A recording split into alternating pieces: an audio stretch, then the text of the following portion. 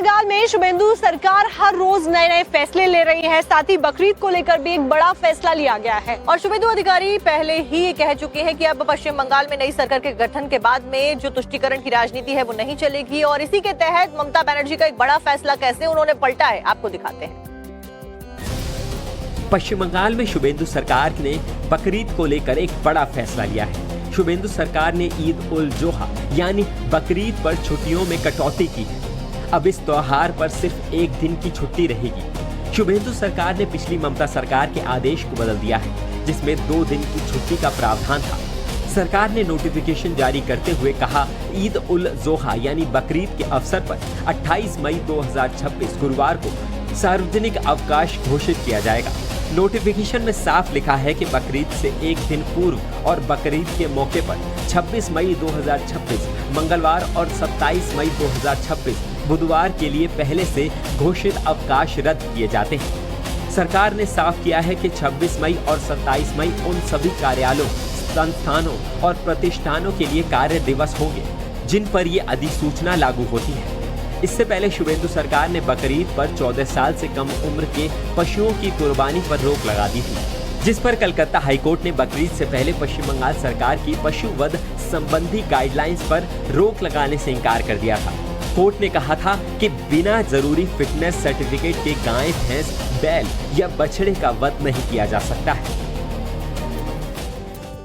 पश्चिम बंगाल में शुभेंदु सरकार हर रोज नए नए फैसले ले रही है। साथ ही बकरीद को लेकर भी एक बड़ा फैसला लिया गया है और शुभेंदु अधिकारी पहले ही ये कह चुके हैं कि अब पश्चिम बंगाल में नई सरकार के गठन के बाद में जो तुष्टीकरण की राजनीति है वो नहीं चलेगी और इसी के तहत ममता बनर्जी का एक बड़ा फैसला कैसे उन्होंने पलटा है, आपको दिखाते हैं।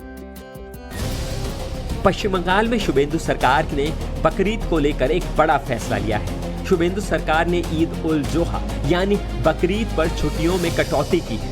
अब इस त्योहार पर सिर्फ एक दिन की छुट्टी रहेगी। शुभेंदु सरकार ने पिछली ममता सरकार के आदेश को बदल दिया है, जिसमें 2 दिन की छुट्टी का प्रावधान था।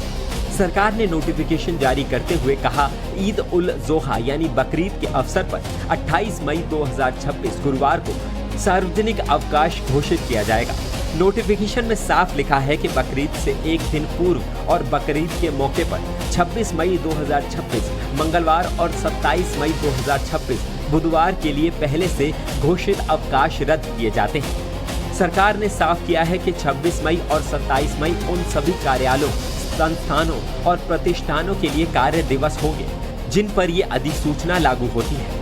इससे पहले शुभेंदु सरकार ने बकरीद पर 14 साल से कम उम्र के पशुओं की कुर्बानी पर रोक लगा दी थी, जिस पर कलकत्ता हाईकोर्ट ने बकरीद से पहले पश्चिम बंगाल सरकार की पशु वध संबंधी गाइडलाइंस पर रोक लगाने से इनकार कर दिया था।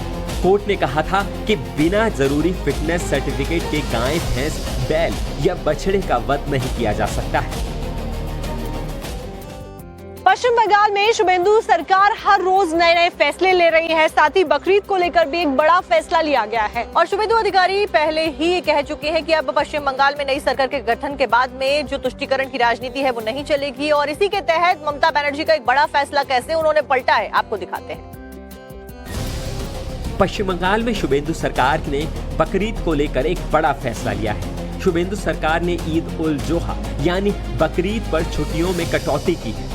अब इस त्योहार पर सिर्फ एक दिन की छुट्टी रहेगी। शुभेंदु सरकार ने पिछली ममता सरकार के आदेश को बदल दिया है, जिसमें 2 दिन की छुट्टी का प्रावधान था। सरकार ने नोटिफिकेशन जारी करते हुए कहा, ईद उल जोहा यानी बकरीद के अवसर पर 28 मई 2026 गुरुवार को सार्वजनिक अवकाश घोषित किया जाएगा।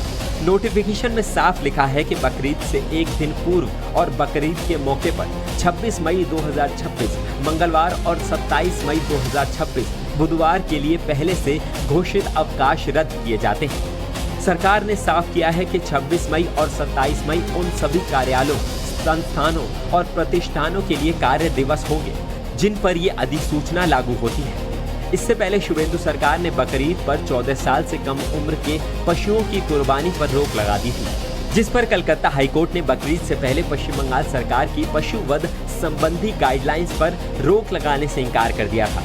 कोर्ट ने कहा था कि बिना जरूरी फिटनेस सर्टिफिकेट के गाय, भैंस, बैल या बछड़े का वध नहीं किया जा सकता है।